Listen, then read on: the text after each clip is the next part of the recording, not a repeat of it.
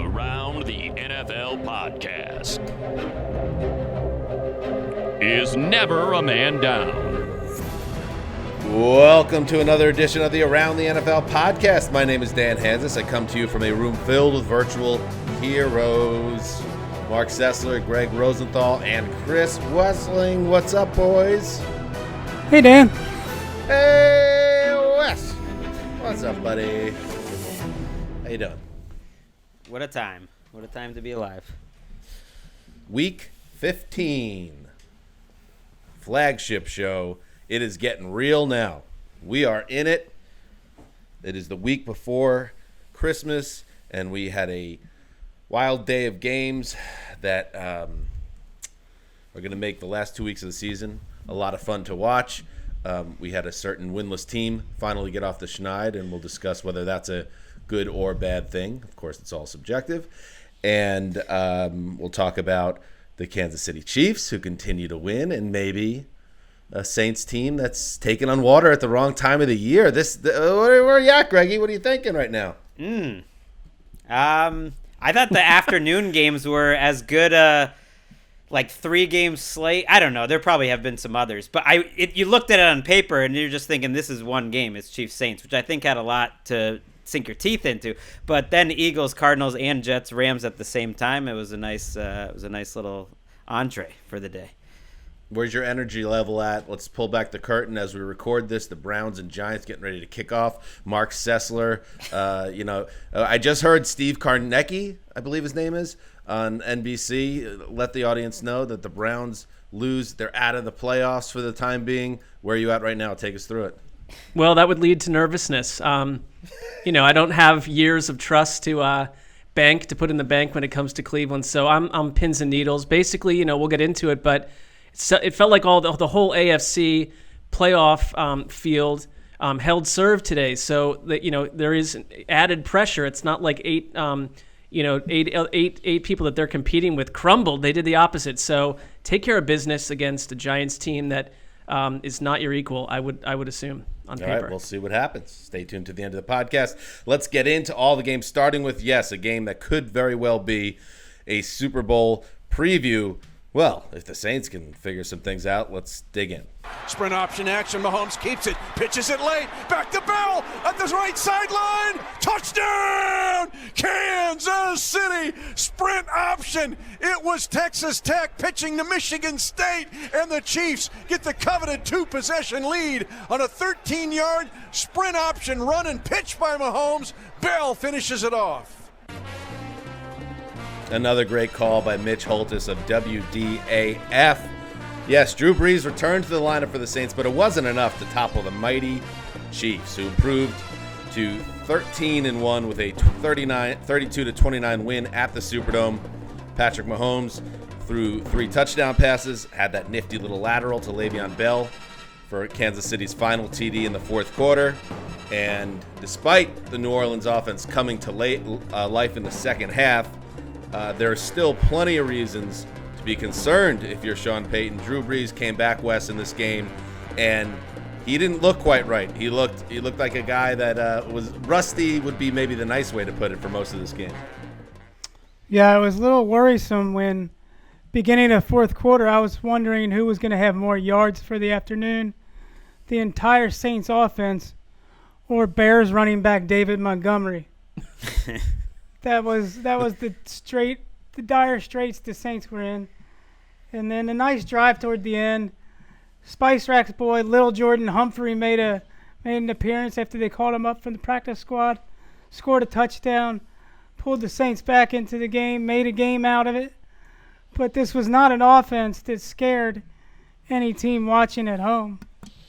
No, Michael Thomas was put on injured reserve before this game, which means he's out the rest of the regular season. Traequan Smith gets hurt during the game. Wasn't exactly a rocket ship of a passing game before that, and Brees came out, looking old, looking indecisive, not knowing where he wanted to throw it. You can't really put it on physically because I think he made the throws he wanted to make eventually, and he did play much better, I think, in the second half. It just wasted a pretty nice effort out of the Saints defense. When you force Patrick Mahomes to punt 5 times in the first half, another time in the second half, and you force a fumble on him, they did enough. They did what they could do. They were out there fighting, and the Saints just kept giving the ball back. And it was a day where I think it just reminded me that Mahomes is just better than everyone. I mean, he's the best player. I think he would be my MVP right now, but he's just like better because he had to make some ridiculous degree of difficulty plays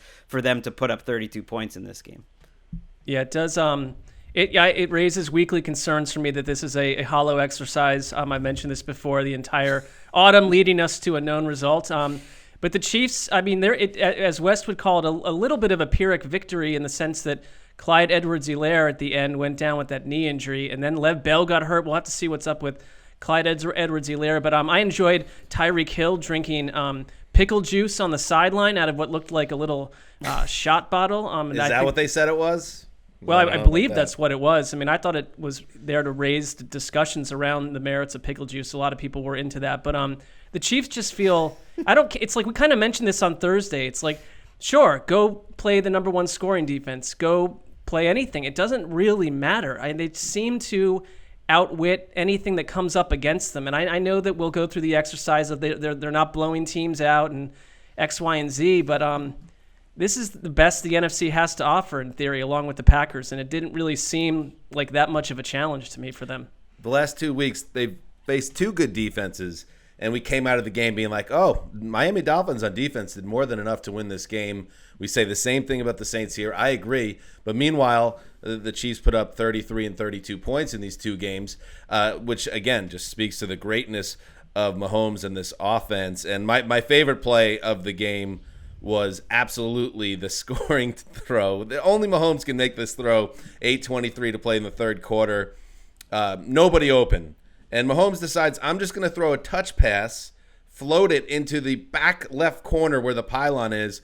And if Mecole Hardman gets there, it's a touchdown. If he doesn't, nobody else does. And Mecole Hardman got there because they have all these speedy guys that can do things other teams can't do. And it was just the genius of Mahomes on display. So, they're not blowing out teams, but it doesn't matter. They take care of business. I don't see a huge flaw in this team. The Edwards-Helaire, I don't think we're going to see him again. Who knows?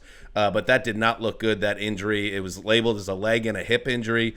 Le'Veon Bell, that injury looked like more he was shaken up on a face mess, so you think he'll be all right. And although I think on balance, Bell has been kind of what I thought he was with the Jets, which is not too impressive. It's a pretty nice pickup now if you're not going to have the rookie going forward. I think you can't underestimate like how difficult and how good a job that the Saints defense did. Like the Chiefs averaged 4.5 yards per play in this game. They ended up having 92 plays. Like I was thoroughly entertained. I know, Mark, you say it's like an exercise that feels like we know the ending, and maybe that'll happen, maybe it won't. But, man, it's entertaining on the way. I thought Mahomes made like 7 or 8 plays in this game that that almost no one can make, and that he's sort of breaking football because the Saints have the best rush defense in the league. They're dropping back 7. They're sort of not – they're begging them to run, and they still refuse to run. And some of it worked, some of it didn't. And it was just like, no, you can throw every defense back there to try to prevent us from passing. We're going to still keep passing.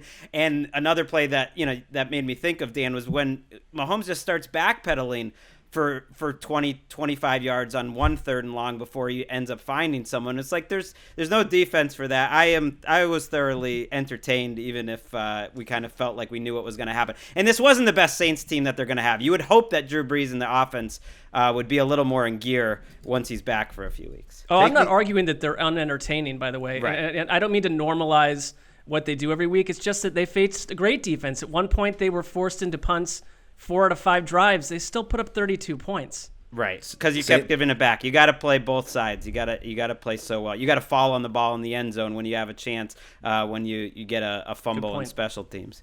Saints now 10-4. They've lost 2 straight, and of course the Packers, who are ahead of them by a game in the standings, also now have the tiebreaker in addition. So it's going to take a Christmas miracle for the Saints to get that bye and get home field advantage. Not happening, and the Chiefs are happening.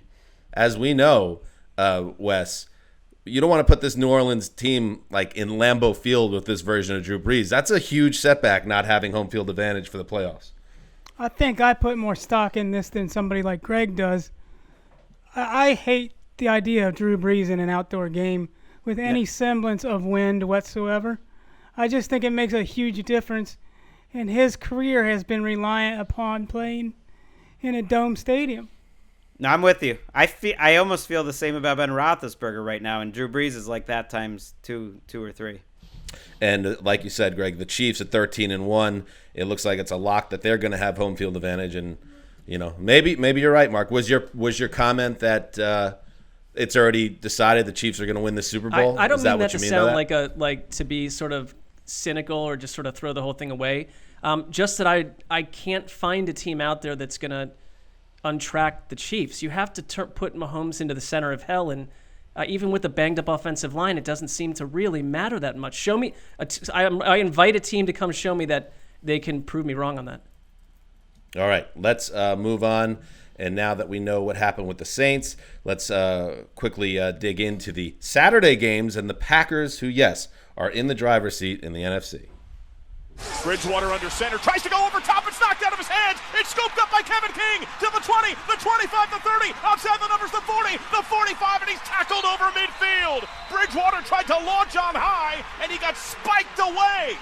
It was a volleyball swat that liberated the ball, and the Packers pounced. They have it in Panther territory when Carolina was on the doorstep, inches away. Nice call by John Sadak of Westwood 1. Rookie linebacker Chris Barnes poked that ball away from Teddy Bridgewater. Kevin King returned it 48 yards to set up a Packers touchdown. That was the swing play of the night in the Packers' 24-16 win at Lambeau.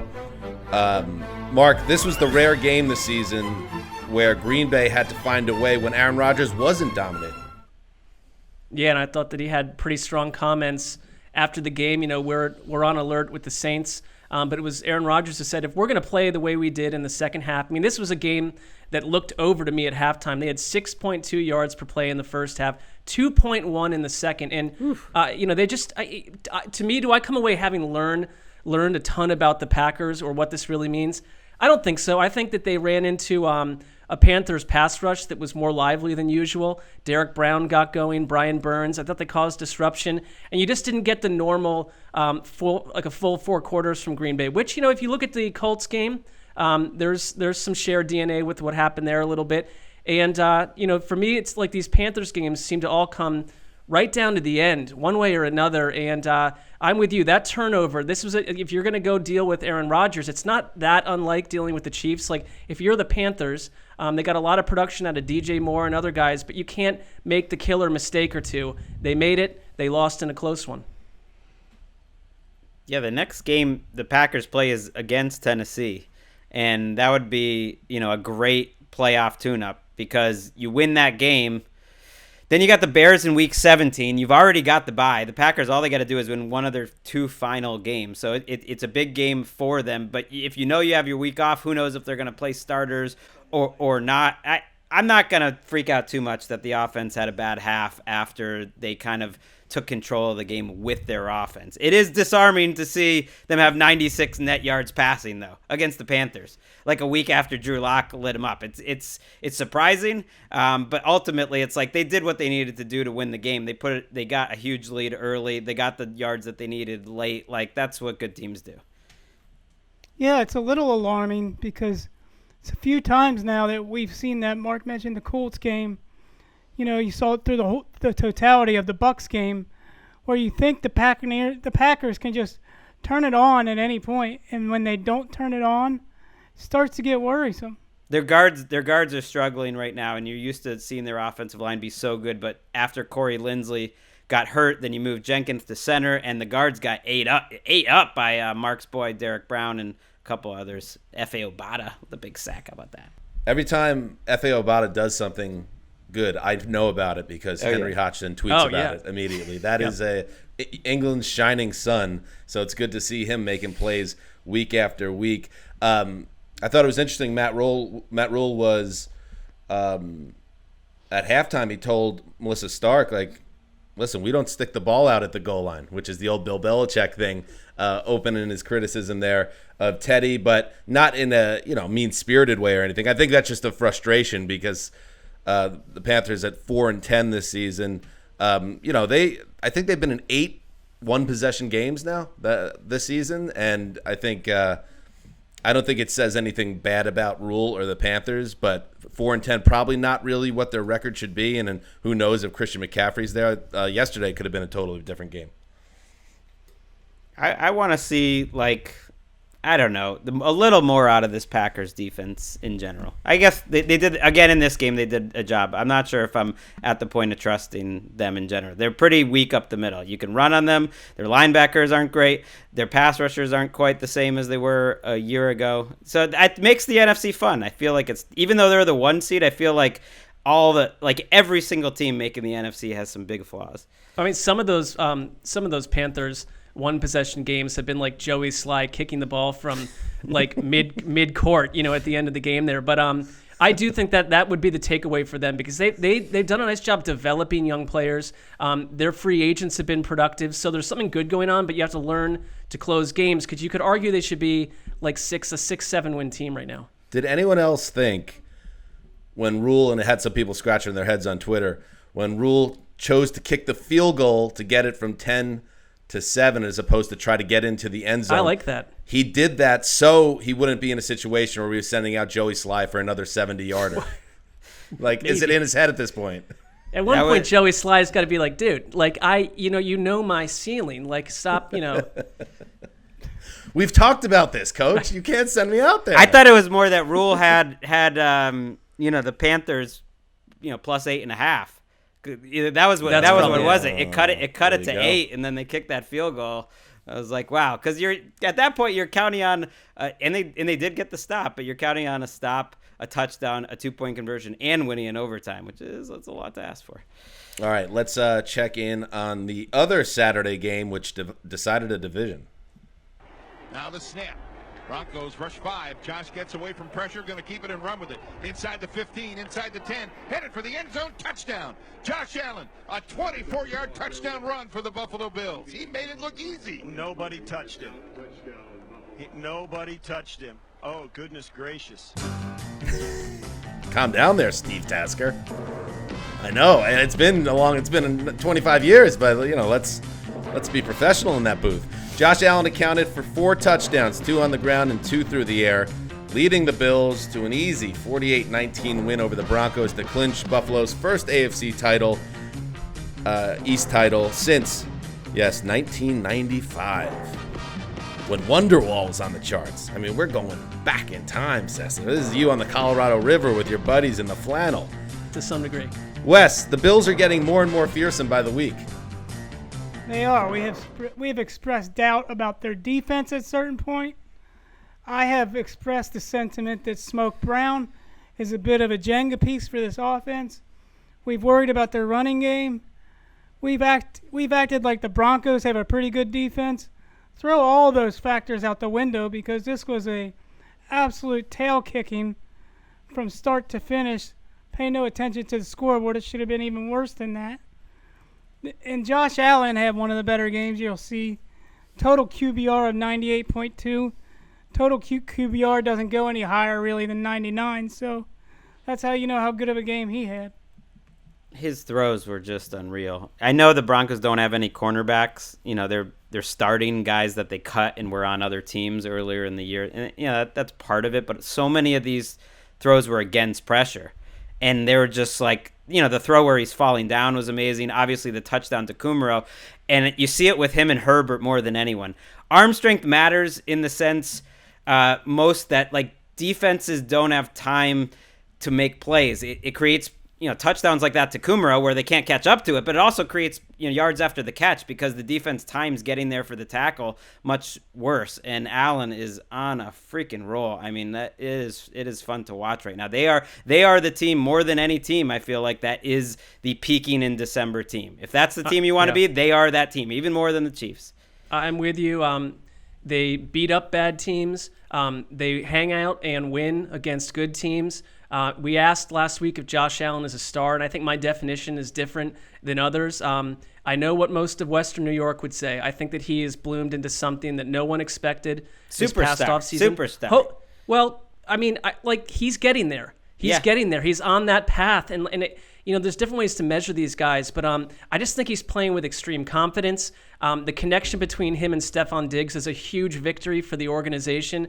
They probably only have a couple more weeks with Brian Daboll, who has been an awesome play caller with Josh Allen. Maybe not so much at previous stops, but he fits here. There's just a lot of things that fit really well with the Bills. I'm a little concerned about if they got into a scenario where they need their run game to thrive week after week, but who cares? This team finds a way. That's funny you say that, Mark, because one thing that I took from yesterday's game, and this has been building, it's not just what happened yesterday, is that, no, Josh Allen is not Patrick Mahomes, and the Bills aren't the Chiefs on offense necessarily.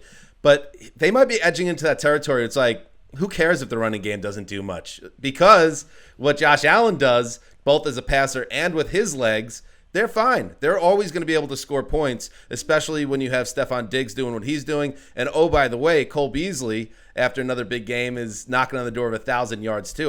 That's been a huge development for them. We talked about how John Brown, his loss was big. Beasley has stepped up in a big way. So even if they never do establish the running game, some teams you think to yourself, like I'll use the Colts as an example, they need to figure out a running game to balance out their offense.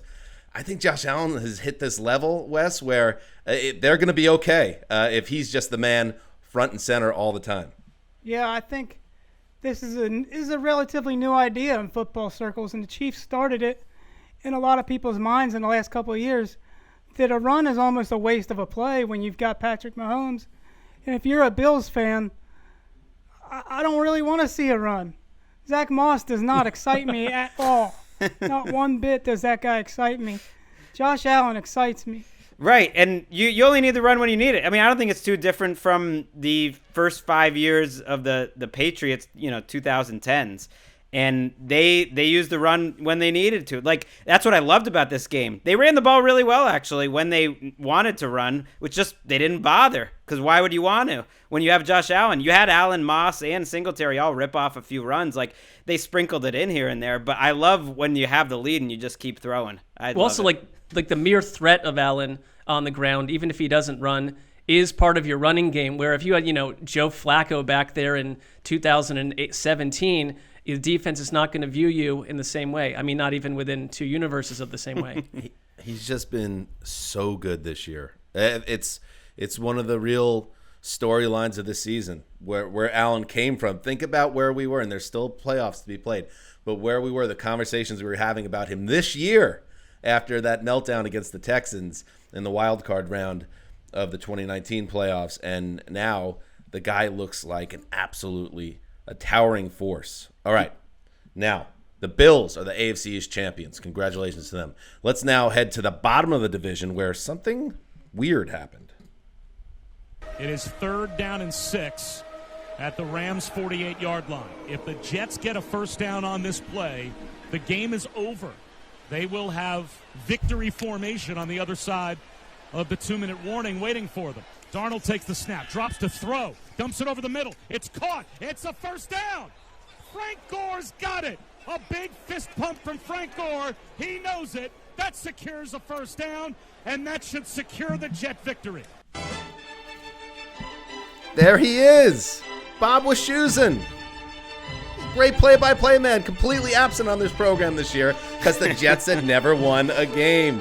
Until now, yes, Sam Darnold dropped back, found old reliable Frankie Gore, who took the ball across that first down marker to clinch a 23-20 win for, yes, the Jets in the biggest upset of the season, at least according to the Desert folk. With the win, the Jets avoid becoming the third 0-16 team in NFL history, but also fall behind the Jaguars on tiebreaker in the Trevor Lawrence sweepstakes, and we'll get to that in a second. Greg, how did the Jets shock the Rams today? How did this happen? By giving the ball to Frank Gore. Everyone would have been chomping at the end of this game. Let's be real, though. Obviously, he wasn't the key to the game, but when it came down to it, you had to get a couple first downs to go win it.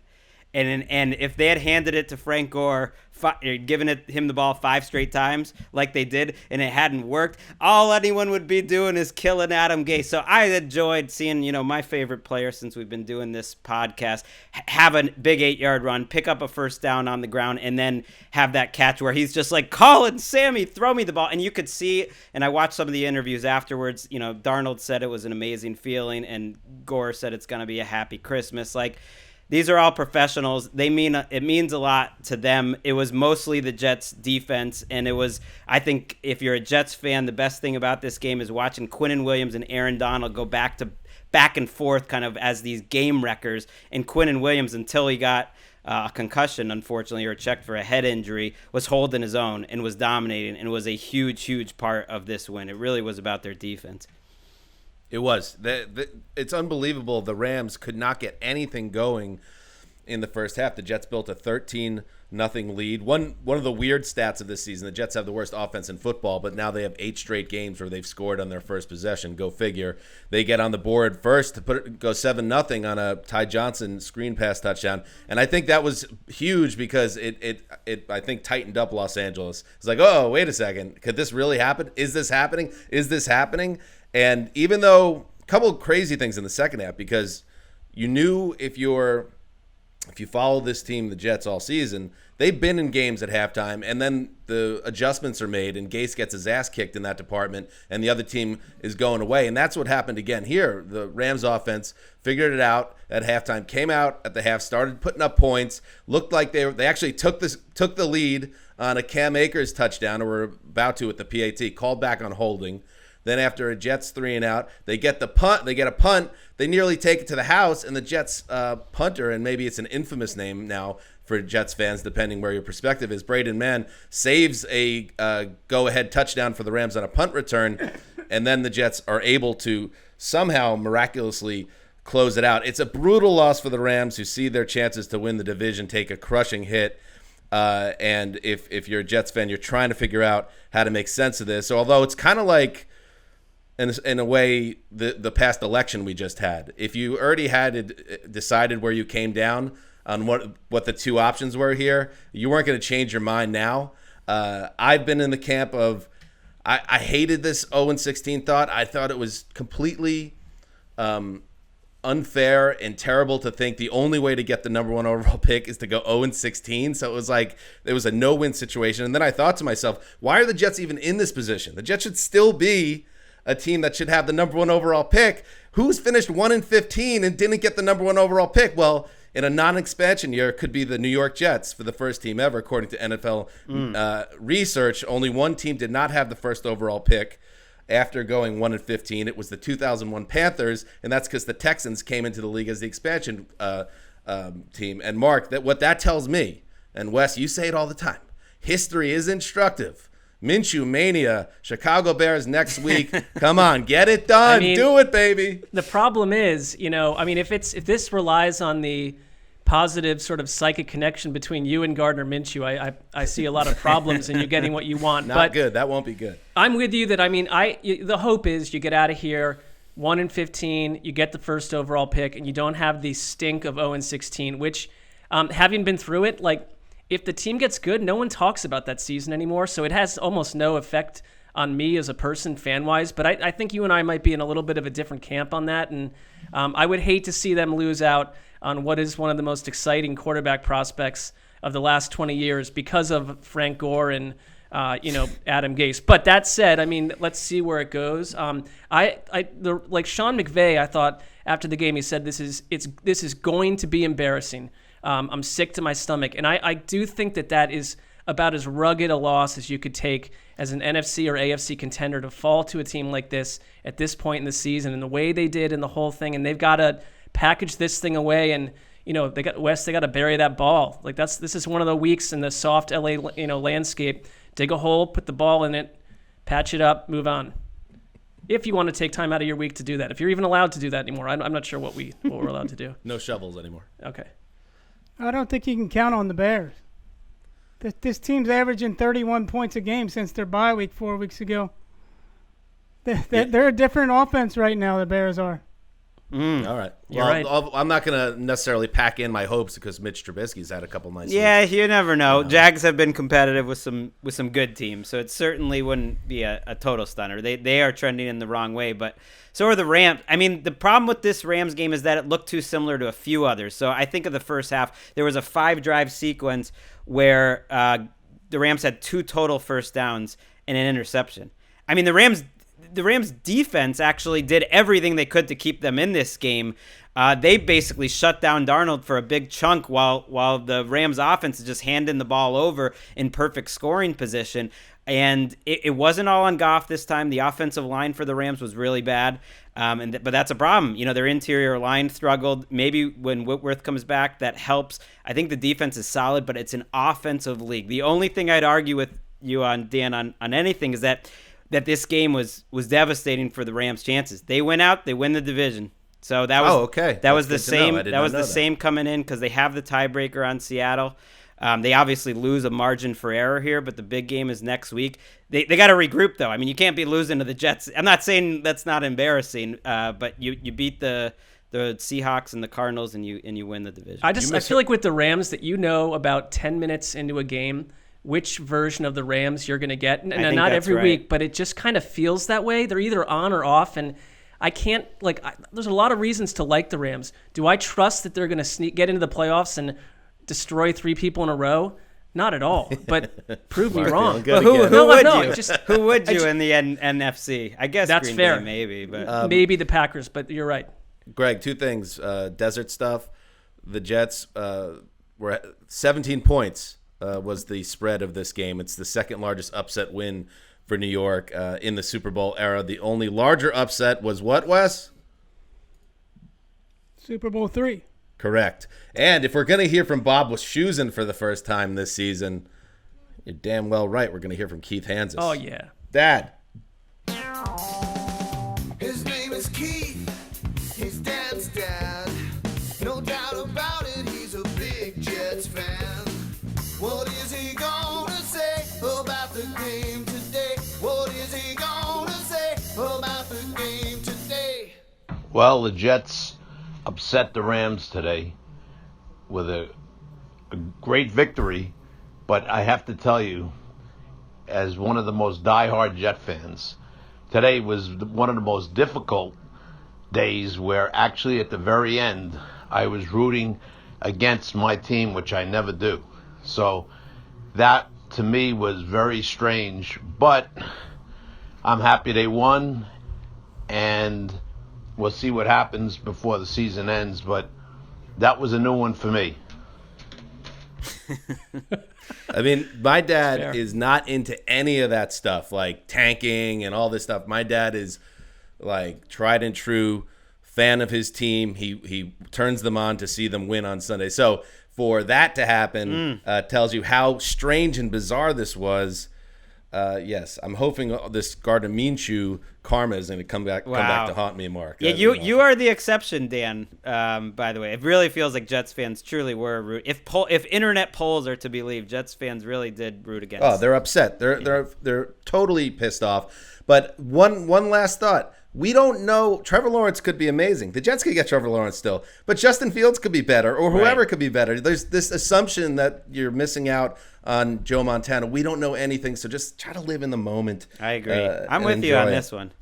All right, let's move on. So we talked about what happened with the Bills and the Jets. Now let's swing over to a former Jet and his Seattle Seahawks. Giving the ball off to Hyde, and he breaks free inside the 40, down to the 30. He's on the run, 20, 15, 10. He's going to go in. Touchdown, Seahawks. Steve Rabel, Kiro.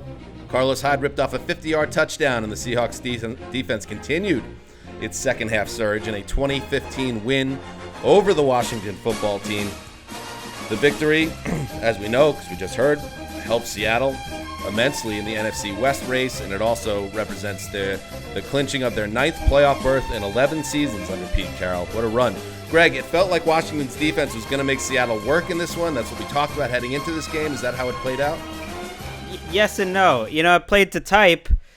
But it was also 20-3, mid third quarter, and it felt over. It was almost like the Seahawks ran the ball too well, and you feel this creeping in on this team that Pete Carroll's more comfortable focusing on the running game. Russell Wilson, I think, had about 90-something yards on his first 20 dropbacks, if that. They were really, playing good pass defense, but Seattle was moving the ball. The Washington offense looked terrible. The biggest surprise was that the Seahawks offensive line, I thought, really controlled this game, for the most part. They protected Wilson well, and they controlled the game on the ground. But then suddenly Haskins puts two nice drives together, gets the ball back even in the fourth quarter with the chance to go win the game. This is who the Washington football team kind of is that it looks ugly, and you can say, oh, this game looked over, it was a mismatch. Well, they got the ball back with 4 minutes to go and with a chance to win, and this is kind of how Seattle's playing, where teams are playing tight to them, and Washington always finds a way to be in these games more than you expect them to. It feels like a legit concern for the Seahawks that they're winning now by playing opposite of the way they were winning in September and October, when we thought they were playing at their best and most imposing. And like you said, Greg, it's trending in a direction we don't want it to trend as far as their offense goes. Yeah, it's weird. In this game specifically, he threw it 27 times for 121 yards. So, you couldn't even kill them for, running so much. It was more effective for a chunk of the game. Their offensive line, I think, is better at doing that. Give Washington credit. They always find a way to make a couple plays, whether it's in the red zone or to force a turnover to make it look closer than it felt. But you're right. This Seattle team, how confident are you, Marc, in them winning 3 straight in the NFC? It's I don't know.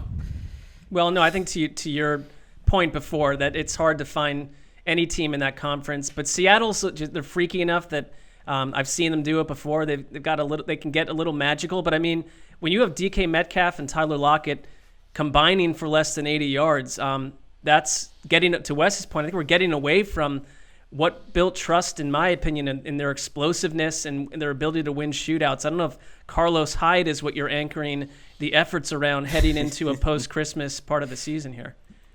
This does guarantee, by the way, that no NFC East team leaves the regular season with a winning record, which I feel like was a safe gamble of there. Destiny. Yeah, I feel like that's ultimately what's gonna cost Washington, right? Their offense. A stat flashed up before they woke up in the second half when they kind of went back to over the last 2 games, and the offensive output had just been grisly. As good as frisky as this defense is, they're going to muck up games like this and hang around and steal one occasionally. But they just need to get better on offense. Well, Haskins, I thought, was a step down, even from Alex Smith. Although Alex Smith was taking on water and I think was struggling more each week that he played. Haskins struggled, made some pretty bad decisions. They were struggling to pass the ball. But then he puts together 2 nice, he put 2 nice drives late. DJ Reed looked like Darrelle Revis for the Seahawks in the defensive backfield. So they put together some nice games. But if the Seahawks offense is struggling, you get the Rams next week. That is a prime kind of playoff get-ready test. All right, let's move on and check in on another NFC playoff hopeful. In fact, 2 of them. 2 seconds to go. Cardinals lead by 7. Ball on the Cardinal 31. Eagles out of timeouts. Hurts in the gun. Play clock at 1. Snap to Hurts. Rolls to his left. Hurts lobs it. Middle of the end zone. 4 guys down there. Pass is knocked away and complete. Cardinals win. Byron Murphy got a piece of it. Cardinals get their 8th win. They hang on to beat the Eagles 33-26, and they can start to smell the postseason. But it wasn't easy, was it? Ron, we cut these highlights. And one of the reasons we do them is for you, Wolfie. We want you to bring some real interesting comments to that end of the call. We didn't get it today, but there's always next week. KTAR with the call. Dave Pasch also there. Jalen Hurts played valiantly, but his last-second Hail Mary fell incomplete, clinching a 33-26 win for the Cardinals. Hurts was the focus on football Twitter in this one, but Kyler Murray returned to game-wrecking form, and that's a big storyline going forward. Marc, this was a fun one between 2 exciting young quarterbacks. Yeah, this kind of reminded me back in the day when, we'd be sitting at our desk, banging out these what we learns. And I was like thinking, if I had to write one on this game, I would have been quite annoyed, because it was a game with like 45 different incredible things that happened. I would really suggest someone check this out on Game Pass. For the quarterback, these two Oklahoma quarterbacks going back and forth, they made their share of mistakes, both of them. But, I mean, Kyler Murray, I don't think that his game to me looks like his box score where he threw for 406 yards, but he kept producing. That's 4 touchdowns. Jalen Hurts will be the talk of the week, because we've got the morning beginning with reports that Carson Wentz doesn't want to be a backup quarterback to Jalen Hurts or anyone else in Philadelphia. So then it's like, will we see Wentz again this season or ever? Hurts comes in today, and again brings total life to this offense. A week after he ran for 100 yards, he accounted for 4 touchdowns today, which is something that Carson Wentz has not done since the beginning of the 2018 season. All I can say is guys like Zach Ertz, Gregg Ward, all these other players on the offense that have been ghosts and traveling like a netherworld for so much of the season are involved now. And it was a fascinating game for that reason. And it was the Eagles lost their punter. Excuse me. There were like 4 or 5 scenarios where they kept going for it on 4th down. I was like, what are they doing?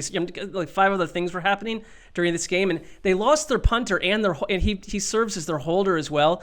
So Doug Peterson just trusted Hurts to go for it on 4th and 6, and in a couple other situations, and he kept delivering. I mean, again, he made a few mistakes here and there, but this was sort of a quarterback duel that would not have happened 10 years ago. I don't think either one of these guys would have been put into this situation or even have been developed the same way that they are now. And, Hurts went through a lot in college. His future appears very bright. And part of me wonders, I think a lot's going to happen with the Eagles. Part of me wonders if he could even save Doug Peterson's job, because Doug Peterson has looked a little bit more flexible and a little bit better during all this, with Hurts in there doing what he's doing. So, I think it just leaves the Eagles with immense questions. And whispers between now and the rest of the season, and then into a very huge offseason. And the Cardinals, if they get in, they deserve it. They're just enough. DeAndre Hopkins was amazing in the 4th quarter in this game. Their defense is not the greatest on the planet, but they disrupt. They cause turnovers. Hassan Reddick had another huge game today. It seems to be 2 or 3 people popping up on that defense every week in Arizona.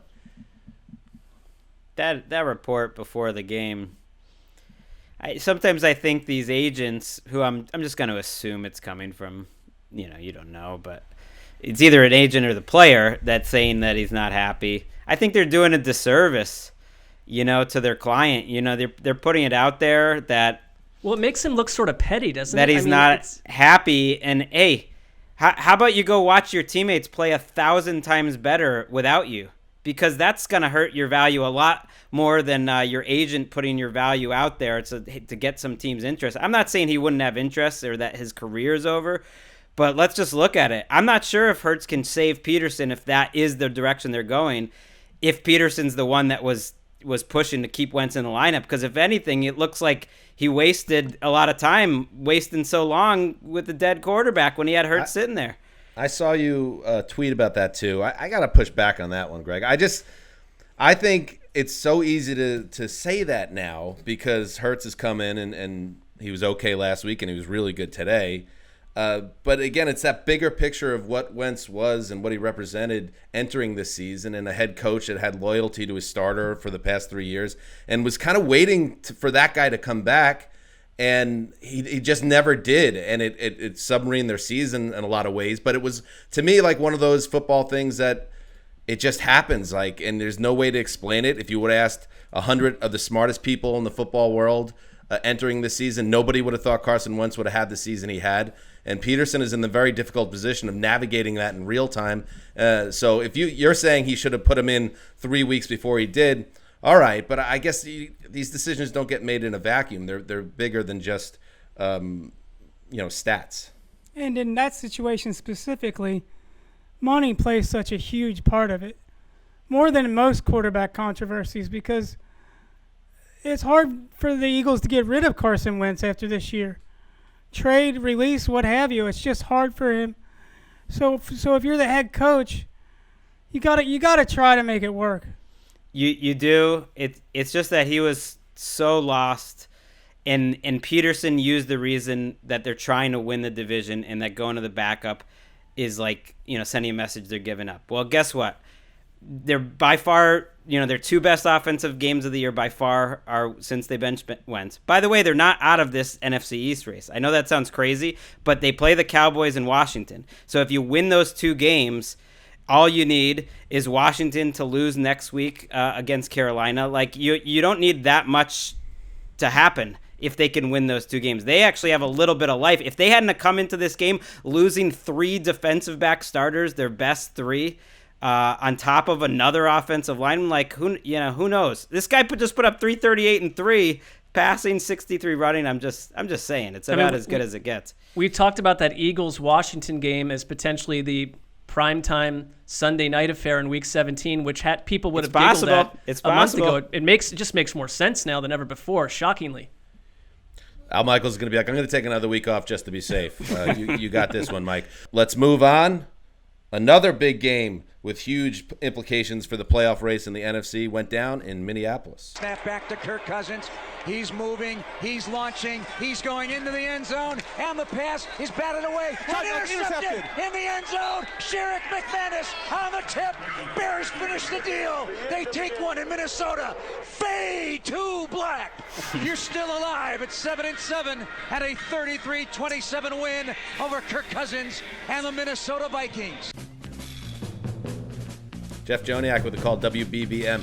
See, like of all the things, a 5-1 start gives you so much rope that you can completely collapse for most of the season that follows, and then you get hot a little bit, and all of a sudden here we are, right in the middle of everything the Bears are. Kirk Cousins threw up a prayer, but there would be no Christmas miracle for the Vikings, who became the latest team to feel the pain of Mitch Trubisky and the resurgent monsters of the Midway.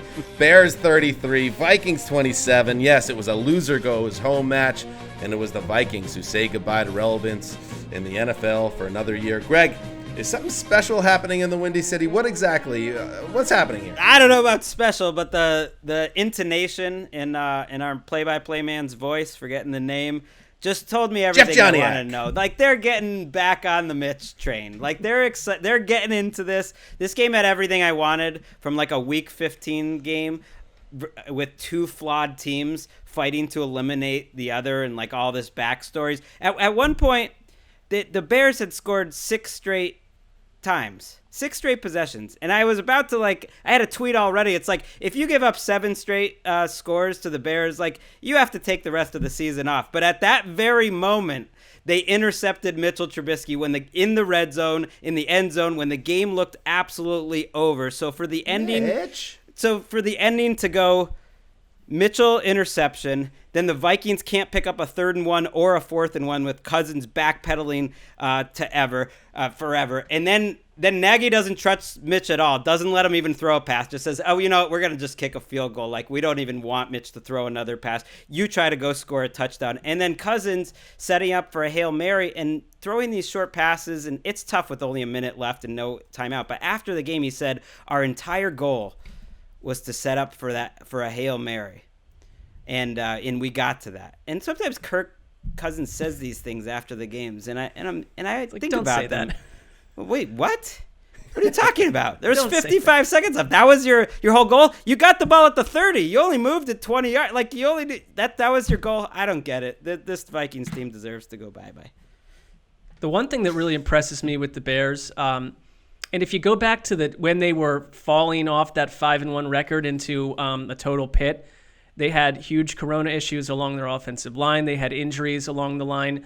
And it sounds like from some stuff I read today that David Montgomery, who we're finding out what kind of running back he can be, because, how many weeks and months in a row did we hear from the Bears, the run game matters to us. We want to establish the run game. Then they'd go run for 31 yards. And it's like, please shoot an arrow into my head if I hear that one more time from Matt Nagy. But here comes Bill Lazor. Here comes some combination of new play calling. And I think the line today sounded like they were pretty dominant against the Vikings, and it opened up big holes for Montgomery. And this is sort of closer to what the Bears have been advertising to us. Is it sustainable? I'd be concerned if if we get too excited about this and keep all the parts in place, but Right. they're not boring at least. I mean, that's sort of when we're killing the Bears, it's not just that we want them to lose. I'm tired of the Bears being an eyesore, and they are not over the last month. Yeah, Wes, you getting back in on Mitch? Mitch was your guy. You getting back in? No, but for a quarter of the season now, David Montgomery has averaged 144 yards from scrimmage and a touchdown and a half per game. That is getting it done. That's huge. He did have open holes. He ran great. Mitchell ran great. There was exactly what Zimmer mentioned coming out of halftime, is that we need to shut down Trubisky's legs, which really did create a lot on third down. Trubisky, they only asked him to do so much. He only had about 21 throws here. But until that interception, and then he always leaves you with something. Until that interception, he played terrific. I mean, he was accurate. Mooney and Robinson are a great one too. My boy Darryl Mooney out of Tulane, looking like a real keeper. Like they're not bad. They're gonna get to that Week 17 game. I think they're gonna beat the Jaguars. I think they're gonna get to that Week 17 game alive. They'll need some help though. They punted on their first drive, and then they scored every other drive until that interception. And it's just it's the unpredictability of sports and of the NFL that, if this Mitchell Trubisky saga ends with his fourth season being this like crazy ride to take a playoff spot, I don't know what that does. And there's no sense really speculating on it because it can all go to hell next week. We've seen enough bad tape from Mitchell Trubisky to know not to put too much faith in him. But it would be kind of fitting if this kind of crazy soap opera around the Bears and what happened on draft day, and then giving up on him entirely, not picking up the option, and then saying, Nick Foles, we want you to save us. I mean, you could, I guess, say, and I know Trubisky had a shoulder injury in there somewhere, Gregg, but you could, I guess, say that Nagy maybe would have been better having less loyalty for Nick Foles and getting Mitch in there sooner the way he's playing right now. Bears fans have certainly said that. Trubisky's a free agent. They didn't pick up the fifth-year option.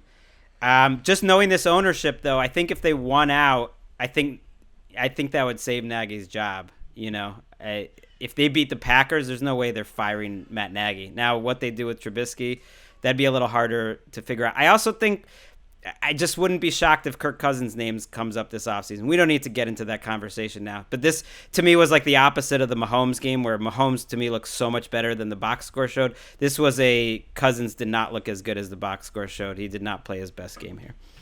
All right, so Chicago, they keep themselves in the mix. Minnesota, bye-bye. And now the Tampa Bay Buccaneers, they look to solidify their playoff standings. Here's what went down in Atlanta. Transition. Step drop, looks downfield, wants all of it, throws toward the end. Got a receiver open. It's Antonio Brown. Touchdown, Tampa Bay. Buccaneers take the lead for the first time of the game, and Brown has his first touchdown as a Buccaneer. Dean Deckerhoff. WFUS with the call. God, I love that guy. I want Chris Wesseling to write it. This is what I want. I want Chris Wesseling to write a book one day, okay? And I want Wes to be like, I put so much time into this book.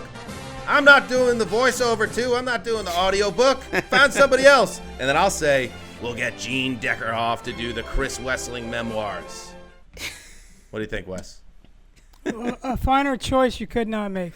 Tom Brady connected with Antonio Brown on the go-ahead touchdown in the fourth quarter, leading the Bucs to a 31-27 win over the Falcons. That moves Tampa Bay to the doorstep of a playoff berth. They're 9-5.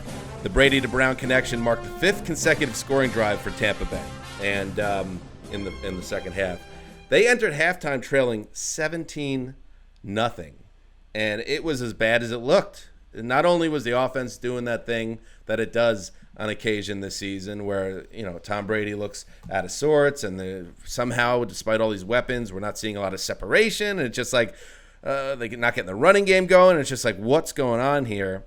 And then a flip got switched, and they scored on 5 straight possessions after halftime, 4 touchdowns and a field goal. And so they were down 17-0. They come out of the locker room, and they score a touchdown. And then the defense lets down and gives up a touchdown right back to Matt Ryan, who played really well for most of this game.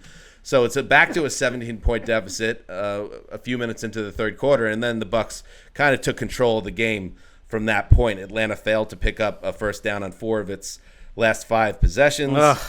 The only exception being a drive that ended with Young Hoku's 52-yard field goal with 8:22 that gave the Falcons a 27-24 lead. But then Antonio Brown made the first big play of his Bucs career. So, it's a game that you'll watch it in the first half. You'll be like, oh, the Bucs are an afterthought when you talk about who are the real Super Bowl teams. And then you'll watch the second half and be like, okay. I mean, you could see it. You could see if they flip the switch again and they got hot like the way the Bills are now and the way they were in October, maybe they would be a tough out in January. You got both sides of the coin today in Atlanta. I give them credit for being like consistently inconsistent or like consistently streaky, because it seems like every game you can pick 2 quarters, you know what they'll be, but they'll go to sleep and then there'll be another 2 quarters where you get this. I think I tweeted out at halftime, like, the Buccaneers are boring, because I feel that's the way I feel when I watch them when the light switches off, but then they make you look like a fool 2 hours later. And so I am completely flummoxed and have no idea what to make of this team or what its destiny will be. I mean, is it the sum of its parts on offense? No. Sometimes. Well, it was in the second half. It was Sometimes. not in the first half. Yeah, right. I mean, they're not. I think you put it well, consistently inconsistent. That's not usually what gets you Super Bowl victories, but it was enough to beat the Falcons today. Well, they're boomer bust on both sides. Even the defense is boomer bust. So it just leads to a lot of variance where they go on these streaks. It's been that way since week 2, really. Even week 1. Like, they have been that team, you're right, Mark, every step of the way. But for Falcons fans to watch Tom Brady come back on you. I mean, I know it's 2020 and these comebacks feel like they happen a lot. I mean, this is the biggest Bucs comeback since 1982. And wow. To watch Tom Brady come back like that while you still got you got Matt Ryan back there going, 3-and-out punt, -6 yards, 3-and-out. You get a field goal drive, another 3-and-out, and then 4-and-out downs, game over. I mean, as if these Falcons fans haven't been through enough. It's another kick in the groin why they rank high in the pain rankings. Well, if they're still watching these, then they're setting themselves up for this disappointment.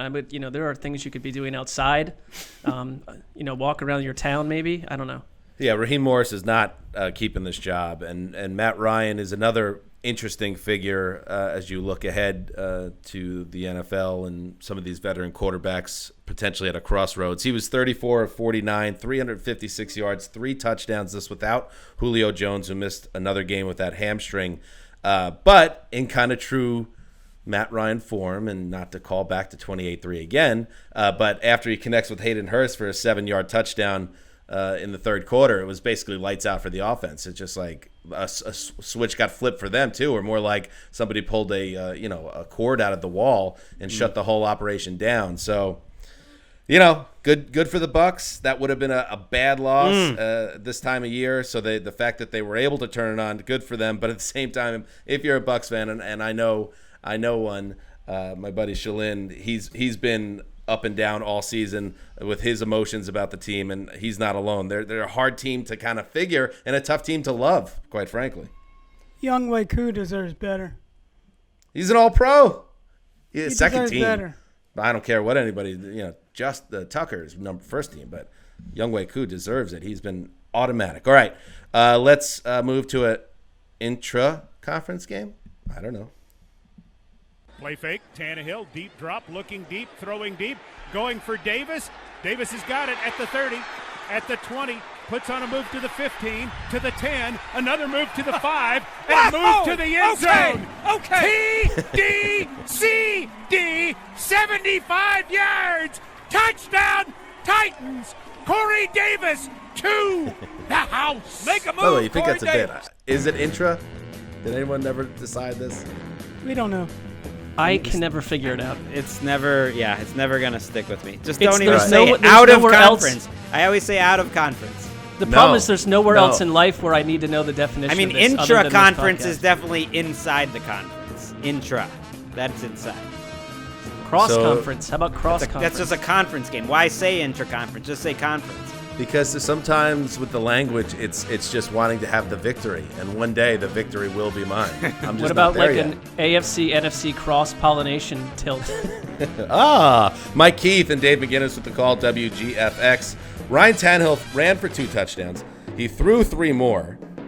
And Derrick Henry ran for 147 yards and a score to move the Titans closer to their third playoff season in 4 years. They rout the Lions 46-25. Marc, Henry gets the pub, and he deserves it, and he's still 2,000 yards is there for the taking if he delivers a couple more games like this.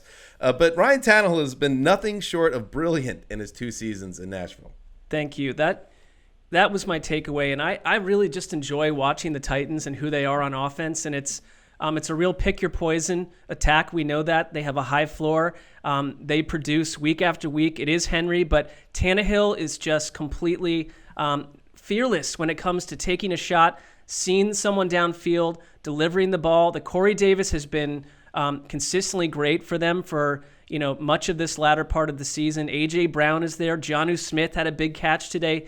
They just look unstoppable on that side of the ball when they get going. And this game, I would say, raised a small alarm for me. I mean, the Lions eliminated today, so we don't need to worry about the bandwagon and all the other business with them. That thing went off a cliff into a hideous wilderness. But the Titans are alive. My one concern is that, you have Matthew Stafford coming off a week where he didn't practice, and Chase Daniel coming in and throwing for 430 yards on this defense that has zero pass rush.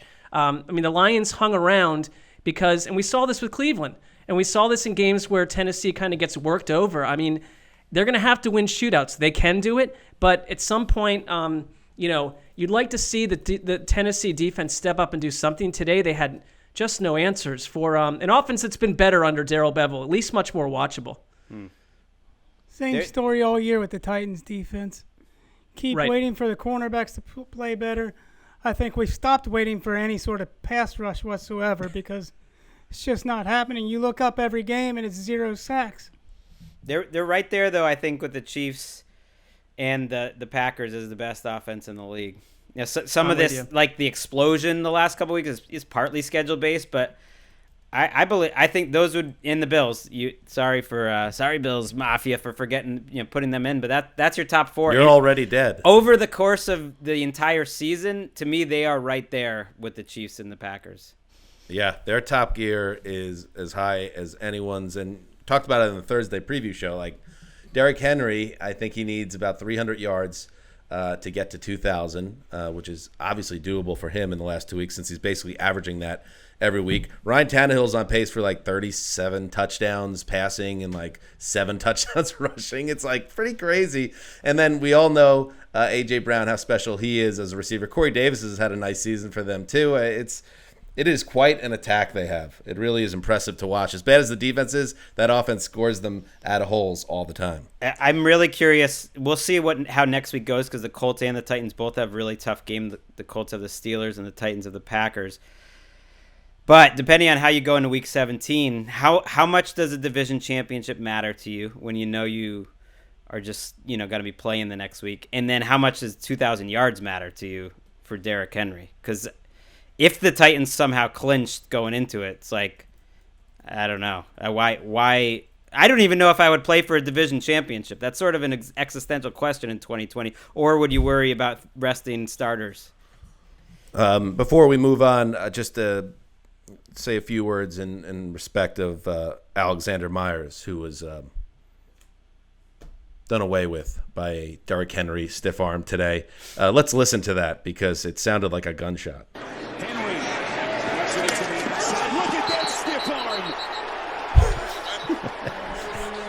And I know that this is an audio medium, but you could hear that stiff arm.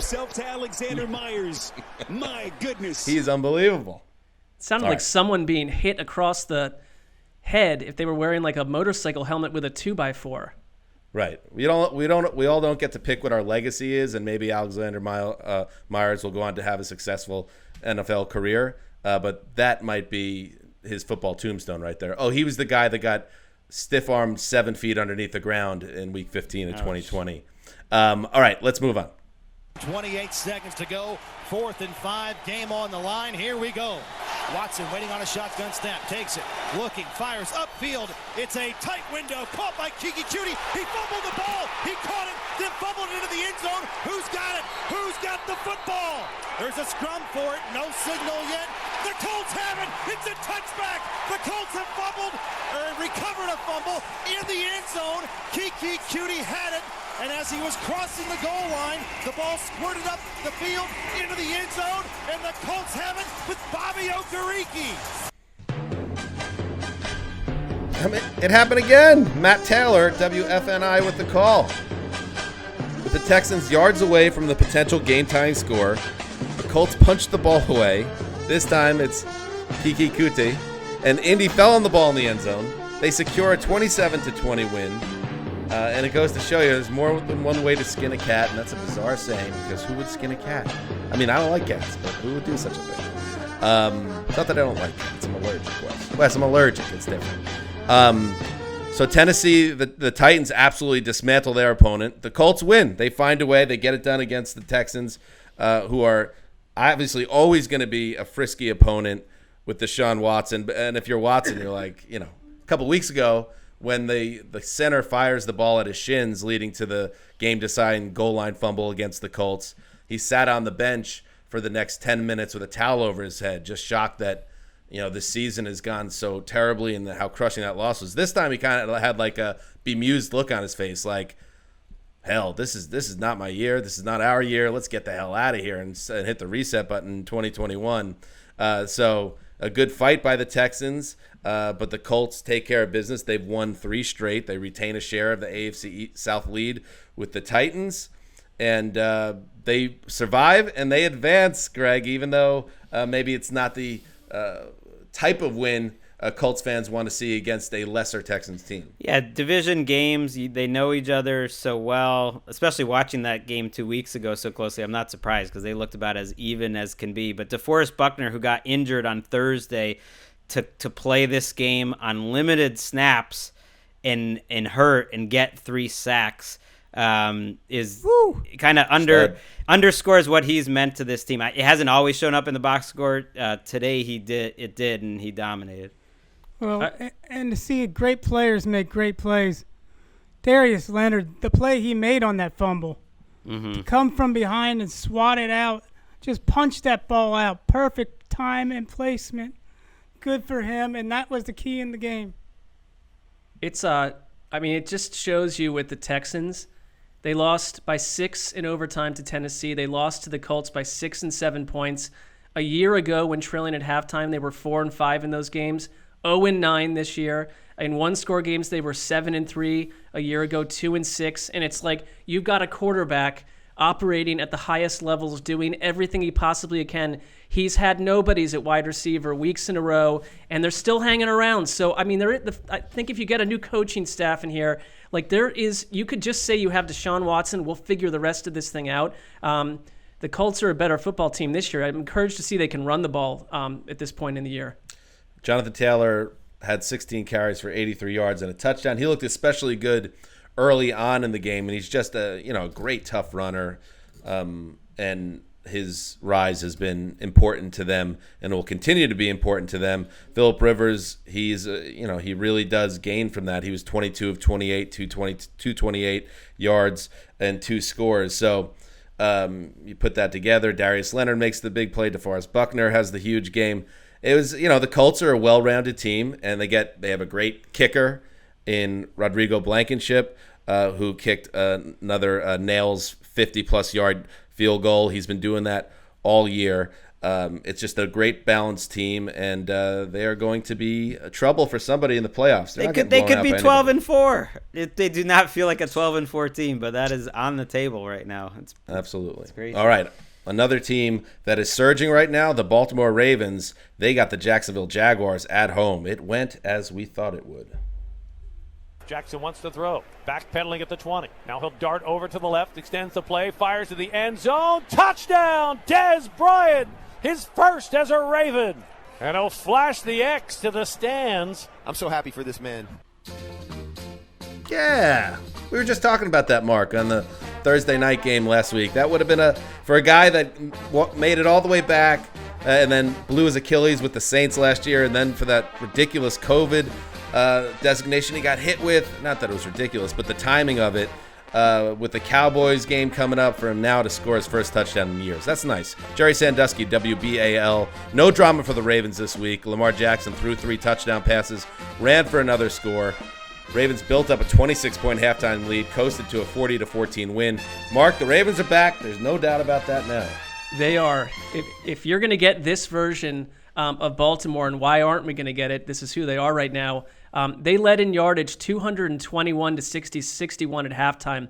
And this is where I get a little bit concerned about your Gardner Minshew hopes and dreams, just because they had no chance in this game. Lamar Jackson started a little rough and tumble. He was picked off in the end zone on their first drive. But then right away, the Ravens defense stepped up and dropped Minshew for a safety. Then the Ravens just got going on their next drive. It was suddenly 9-0. And you know how we do this sometimes. I'm just like, this game was over 4 minutes ago, but it's officially over right now. They ran all over Jacksonville. To me, and I will say one weird thing. This game had a safety.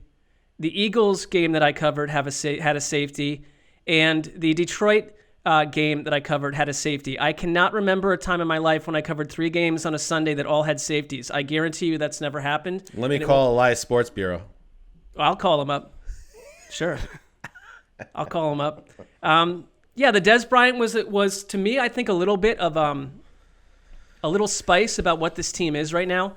Like, that thing could have gone differently, and it was just sort of showed the Ravens. And Dan, you mentioned that you thought they were going to win out, and I'm with you. They're going to go 11-5, and they're a very dangerous team right now. Yannick Ngakoue had a fumble recovery. It sort of seemed like everyone took out a lot of aggression and anger on the Jaguars today, who do not look to me any better than the Jets. Yeah, that's a big power rankings decision to make for the old Zeus. That's going to be that'll keep you up at night. Speaking of, let's call the Associated Press on that. This is my favorite thing, by the way. Speaking of Gardner Minshew, this is the greatest Gardner Minshew stat line ever. He's the best at this. 22 of 29, 226 yards, 2 touchdowns, no interceptions, a 121 passer rating, final score 40-14. Ravens. He's good at that. His numbers always look good, even when the score doesn't look so good. Ravens got to feel good just throwing the ball a little bit. They got to throw. They know who they are, but they also need to have some efficiency throwing. So I don't care if it's against Jacksonville's B teamers or what, just to get something going in terms of Lamar's yards per attempt, like he did, in the crunch time against Cleveland. That's a good thing. All right, now it is that time. Yes, where we say goodbye to one handsome bald man and say hello to another. Nick Shook, welcome to the show. Chris Wesseling, any final thoughts before you sign off for another night? It was good to make it through. This was a tough one for me. So, Shook, bring that energy level up for the other guys. There he goes. Thank you, Wes. Good job, Wes. See ya. Great warrior. Merry Christmas, Mr. Wesseling. The wife and I have a delivery headed your way, Chris, so stay tuned. Stay by the door. Stare at the door. That will give you something to do this week. All right, let's continue to roll through the rest of the Week 15 Sunday schedule. Up next, the Throne of Ease in trouble. They're going to go for it on 4th down and 3. Cam Newton, shotgun, puts Myers in motion. Blitz coming, and they got to him. They got him. It's Akpa, his 9th sack of the year. I've been stuck on 8. Good to see him get 9, and what a great time to get it, Jimmy. Just all but end the football game. What it does. Jimmy, ooh, the bongos. How magnanimous of you, Eric. Jimmy Cefalo and Jason Taylor with the call, WQAM. Yeah, the big stop at the game on Cam Newton clinched it. Undrafted rookie Salvin Ahmed and veteran Matt Breida combined for 208 yards rushing to lead the Dolphins to a 22-12 victory over the Patriots. The Patriots, who have been eliminated from postseason contention. It's the first year they will not be in the playoffs since way back in 2008. That was the Tom Brady torn ACL season. Shook, how did this one go? 22-12, a slog. Yeah, a little bit of a slog, especially in the first half, and kind of like what I wrote in the what we learned for this. In a game between Bill Belichick and a guy who used to serve on his staff in Brian Flores, I mean, could we really expect anything other than that we're going to get a total of 16 points by the late third quarter between these two teams. It's pretty much, I was like, yeah, all right, this makes sense. But the Dolphins got to give them credit and really give Tua Tagovailoa a lot of credit as well for picking it up in the fourth quarter. And the fun thing about watching the Dolphins on a week-to-week basis with Tua at quarterback is every time you go through the course of a game, he makes a mistake early or he's just a little slow to react, and it costs the Dolphins in a key situation early. And then he runs into another similar situation later in that same game and learns from it and applies what he's learned to make the best out of a situation. Whereas, like in this game, for example, he was on New England's 3. He threw an interception. They didn't come away with any points there, obviously. They find themselves in the same situation early fourth quarter. He takes it himself, escapes the rush, gets across the goal line for the first of 2 rushing touchdowns for him. So, they kind of came to life as he got more comfortable, which is something that you see on a weekly basis with him, is throughout the course of the game, he just gets more comfortable and kind of sparks their offense. Statistically, it's not there for him right now, but that's okay because they have a running game that they can rely on, with Ahmed and Matt Breida, who, 12 rushes for 86 yards today, looking as fast as ever. They played with some decisiveness offensively in the second half and really executed better than I thought that they would or that they have in a while. But yeah, we had to fight through a little bit of that mud in the first half between 2 very good defensive coaches. I mean, they're missing Grant, Parker, and Gesicki, and I came into this game thinking they're going to win because Flores is the chosen one. And you watch this in terms of the Belichick disciples. It wasn't Mangini. It's definitely not Patricia. Wasn't McDaniels. Flores' team comes together. They're greater than the sum of their parts, like those 0-1 Patriots Marc's mentioned throughout. And isn't this such an 0-1 Patriots type of game where all your skill position guys are hurt, and you go win the game with Durham Smythe, Lynn Bowden, and Isaiah Ford as your top 3? None of whom were teams that guys anyone really wanted. The Raiders gave up on Bodum. The Dolphins gave up on Ford. They traded him to the Patriots a month ago. They're only taking him back because they're in desperation mode. I'm just not surprised because you just watch them each week, and I think they're really well coached. They have maybe they have a low ceiling, but I don't know. In the AFC, what does that even mean in a single game elimination tournament? You're telling me they wouldn't have a chance against, anyone, maybe not the Chiefs, but against just about anyone else. Well, and this is going to be really cliche, but they're winning with defense, and defense can win you a game in the playoffs if you get to the playoffs. And right now they're in a pretty good position, and it's hard to argue with where they stand right now because week after week, whether it's against the Chiefs, they lost a close one last week, they were very competitive, or it's against the Patriots, who obviously aren't the Patriots of old, but are still a team that you have to expect that you have to come out and play really good football in order to beat them. They've done it on a week-to-week basis. So, yeah, I think you're right, Greg. The ceiling's not super high. Tua's still a rookie, and they're missing those guys like you mentioned, but they're a team that you have to watch and you have to take seriously because of how well coached they are. And they got an attitude, man. They really play with an attitude, especially on the defensive side of the ball. They really embody their coach. What a turnaround. I thought that really stood out when they got into, huge fights on the field a couple weeks ago, and it was Flores who led the charge, marching out onto the field. I mean, I think I could tell you a lot of coaches are not going to do that. And they may not have the highest ceiling on defense or offense or special teams, but the floor for each of those is impressive. They're very watchable. They're very balanced. And yes, we've said it, they're well coached. And what a day. I mean, if I were to point to one thing, and it's because of injuries and other stuff that has not worked for them, they could not support Tua with a ground game through so many of these weeks. And today, with all the guys you mentioned out of the lineup, the fluidity and flexibility to go run for 250 yards. That reminds me of the Patriots. When a bunch of guys are gone, we're just going to change who we are. We're going to throw in attack Ahmed you a different way. Ahmed, who was he's had a couple good games. So, I mean, they find dudes to step up, and it's every week it's different names. So I'm with you that in the AFC, they could pick off anyone. They made life difficult for Patrick Mahomes. It's not enough, but they're one of the few teams that did that by, what was a 30-yard sack, the worst sack of Mahomes' career. I mean, so today they went and put it to an offense that has a putrid smell attached to it, New England. The Patriots have been sent off to the cornfields before Christmas. It's kind of hard to believe after all these years. That's your Christmas gift, Dan, from us. How did Scott Zolak take it? And the snap back to Newton. It's fourth down. Cam's in trouble. Cam's going to get sacked. And not saying anything. I'm not with saying 1:08 to go. It says it all. the Dolphins are celebrating. So really, It's the gift that keeps on giving. He's the Jelly of the Month Club. Oof. What does that mean? Jelly of the Month Club? Like a low wattage gift? Or I guess you keep getting it all year long? He said the gift that keeps on giving. So I'm guessing he's like talking about turnovers or giving away negative plays, and you get one each week or month. I mean, they didn't hire Zolak for his wordplay. It was just that, that bright intelligence. All right, there's got to be more. Is there anything else, Ricky? since 2008, the last time the Patriots did not make the playoffs until this 2020 campaign. That was gross.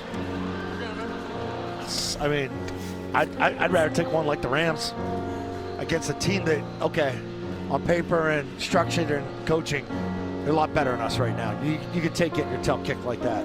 Not from this, when an unmanned team just took it to you down in South Florida. Oh, the disrespect to the Dolphins. Right. He referred to them as a unmanned team? Undermanned. Undermanned? Because they were banged up. Because they were missing. Because they won in the same way, and that's why I've believed in them. They win in the same way every week, and every losing team goes away. Look at Gregg trying to turn it away from the Patriots and back to the Dolphins. Take us through your thought process right now, Gregg. It's finally over. You're just another one of those teams now. This is it. I came into this game with living and dying on it, and it hurts. It hurts. One of us. Well, and Zolak is saying he would rather lose to the Jets. We could arrange that 2 weeks from now, Mr. Zolak. I don't know. I guess I had so low. I was never to it. You are more invested in this team than I have been, and I'm happy for you, Dan. Well, I mean, listen, I get things all wrong all the time. We all mess up. But I had this one nailed. I knew the Patriots are in trouble with Cam Newton. And wait, you told me all season that I was you actually many times kept saying all season, like, you're way too down. I don't know why you don't think they're contenders. I was like, I think they're a 6 or 7 win team, like back in week 3. I have never come off my messaging that the Patriots were a 7 to 9 win team that was not special.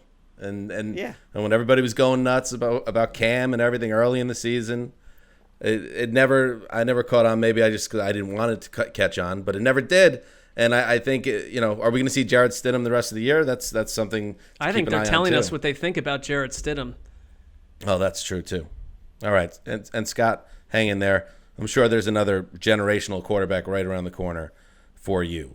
All right, let's move on. Finally, San Francisco at Dallas. Dalton's under center. And he's going to give it to Pollard, coming on the right side. First down. Breaks a tackle. Pollard running away to the 15. 10. Tony Pollard streaks in. 40-yard touchdown run.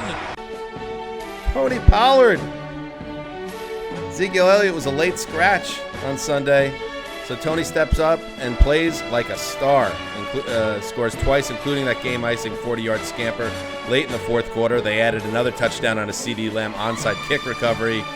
And the Cowboys keep their playoff hopes alive with a 41-33 win over the 49ers. What a world, Nick Shook. What a world.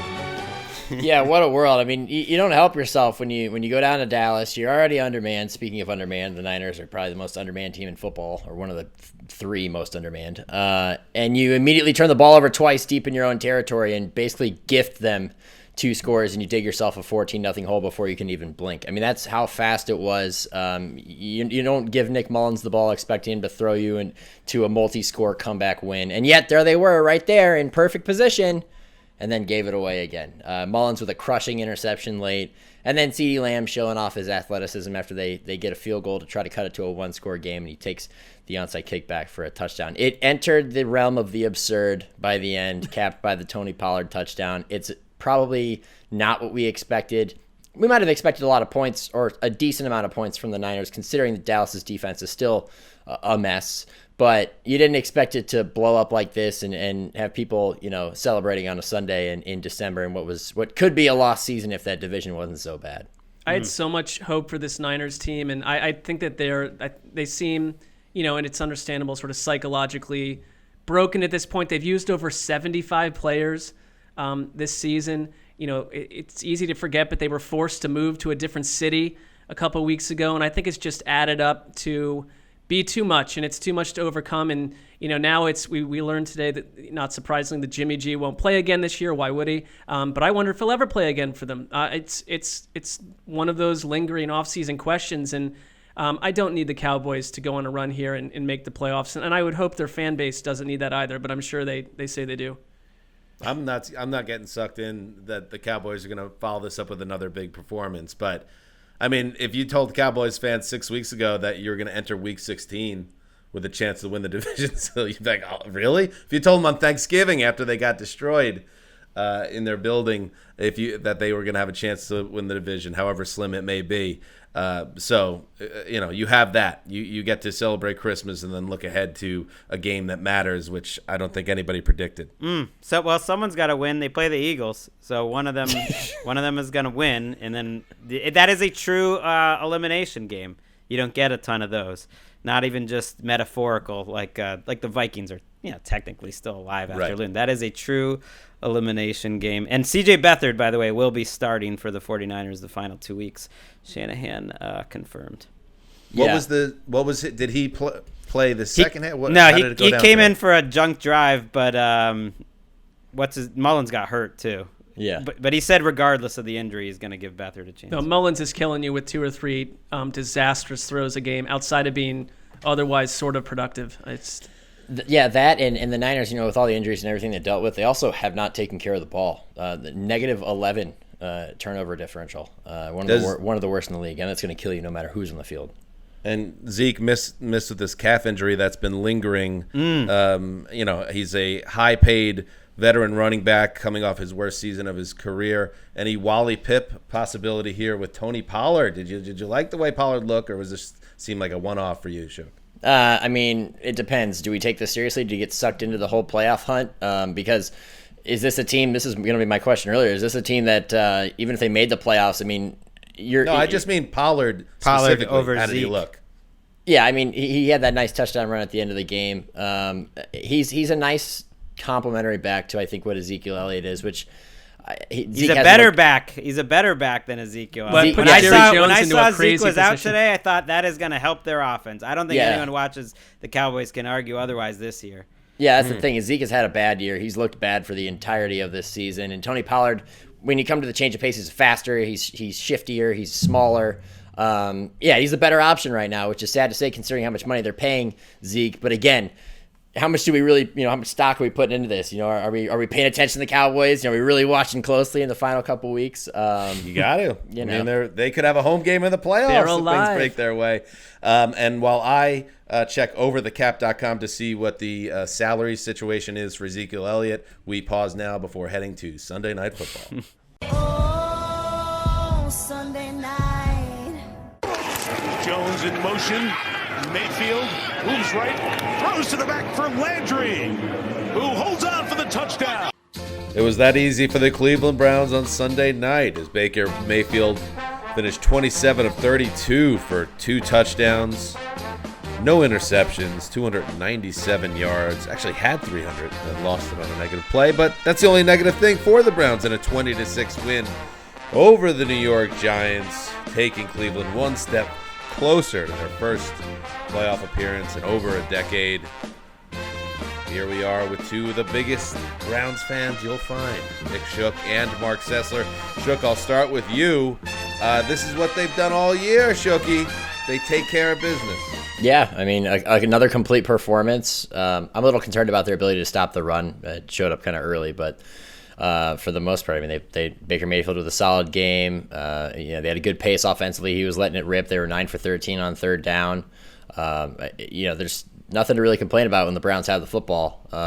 Even after they suffered an injury at right guard when they lost Chris Hubbard, who was playing for Wyatt Teller, who was inactive, and then the late round pick Nick Harris comes in. I was a big fan of him out of Washington. It was nice to see him play well, coming in relief, his first big time professional action in his first year. So I mean, this is what I expected this from the Browns. I'm sure a decent amount of people did, and they keep moving forward.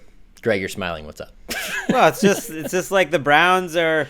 It's like making the playoffs for the first time in 13 years, and it's just like ho-hum. The Brown, it's just like moving forward. It's almost like they're so good they're boring. It's amazing. Wait, Well, I don't know did they about- clinch a spot today? No, but they're all but in. You can Right. put the Brownies Of course.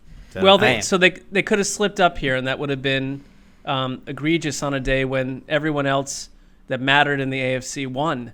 And it kind of felt this game to me. I mean, part of it is because we tape part of our show, and then you dive into SNF when we're done with that. But to me, sort of like when we used to go to work, we'd go to the office, and you'd have a day like a random Wednesday that meant I don't have real memories from it. I didn't do anything terribly wrong.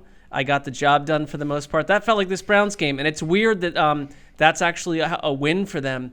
I'm so with you, Shook, on the offensive line performance. Bill Callahan has been the secret sauce, the all-star for this coaching staff, and Nick Harris played really well, and it was pointed out by Chris Collinsworth smartly. I don't know. My thing with the Browns is this: like when you get this version of Baker Mayfield where he's not making big mistakes and stuff, like they thrive. And it was sort of just a workman-like performance. And my concern, like the jaded Browns fan version of me, is just don't go in and drop these 2 games to New York and have like this season end in total calamity. And so you're halfway from that not happening. That is what I've thought about it deep in the middle of the night. That's where I'm at mentally. And so take care of your business and you move on for another week. Yeah, that's the point I was going to make. Is that the old Browns would lose this game. The old Browns would that fake field goal would work, and the Giants would have scored a touchdown, and the old Browns would have fallen apart. They would have lost this one. It would have stretched into next week. They would have lost to the Jets, and it would have fallen apart like Marc described. But that's not this team, which is exciting to see. It's ho-hum.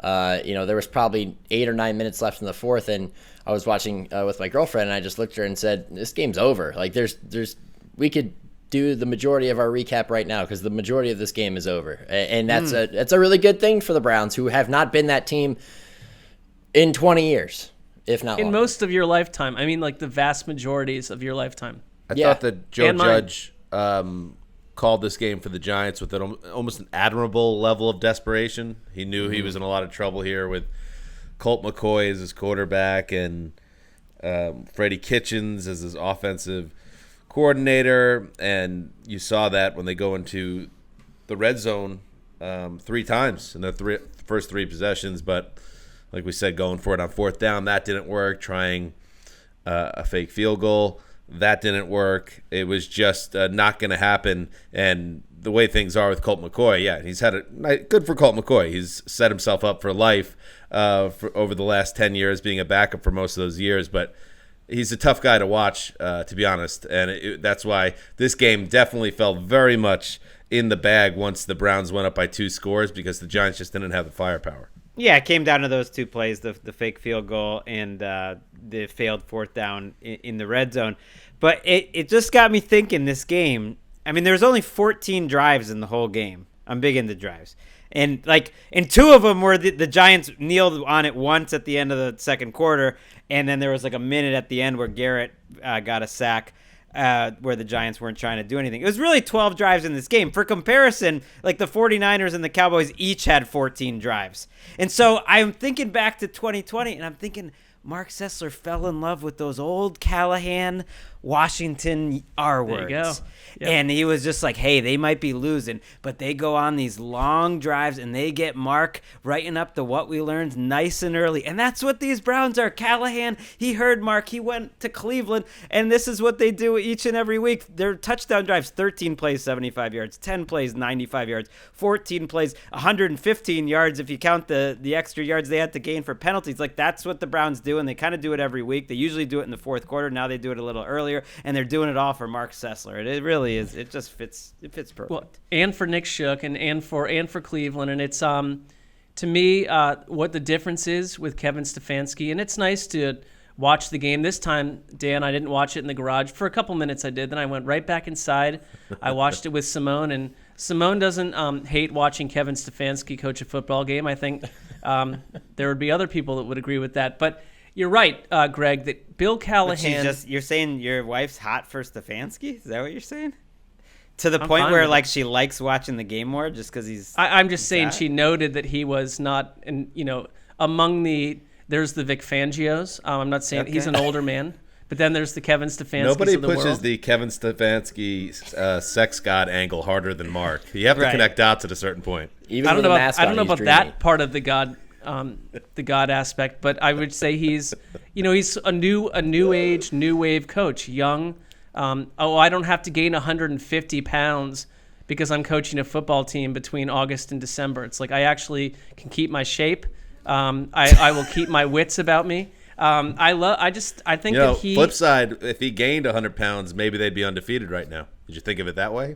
No, I definitely did not think of it that way. That makes literally no sense. Plus, to me. you don't want to paint yourself in a corner. What if, like, year 8, you've got 2 Super Bowls under your belt, and he just starts letting it go, and Oh, he should at that change. point. I would love him to just balloon up. And I think Nick Shook would balloon up at that point. 2 Super Bowls, like I think you already have ballooned up, if you know what I'm saying. I mean, at that point, you're just riding the wave. You're beyond it. What's there to live for? You've already achieved the success. Might as well just engorge yourself until your days run. All right, exactly. the train is off the tracks. All things. All right, so the Browns 10-4. They are ready. They are ready for January. The Giants not out of it with the NFC East being the state that it's in, but obviously damaging loss to them. So we're going to see how that all plays out. Before we sign off, let's check in on the lock of the week standings. Gregg finally takes an L. Needed that. We needed that. Gregg had the 49ers. He goes down. Bad job. Just go with your head and your heart. Just go against the Patriots. That's what I wanted to do. I did it in other forums and didn't have the guts to do it here. But you're still So 12-3 on the season. Good job by you, Marc. You got behind your hometown team. Well, your adopted hometown team. Well, you've never been in Cleveland before. But the Browns and the Browns win. I took the Chiefs. The Chiefs win. And Ricky joined me with the Chiefs and broke that curse as well. So good job, everybody. Just tightened up the standings a little bit there, Greggy. And I know you act like it doesn't bother you, but you want it. You need it. You want that title. You want to go back-to-back. Well, the road just got a little trickier. Hey, it's always gonna be, it's always gonna come down to the final weeks, right? Or I guess it didn't last year, but that's what you expect with a bunch of competitors. You expect this thing to go to the end.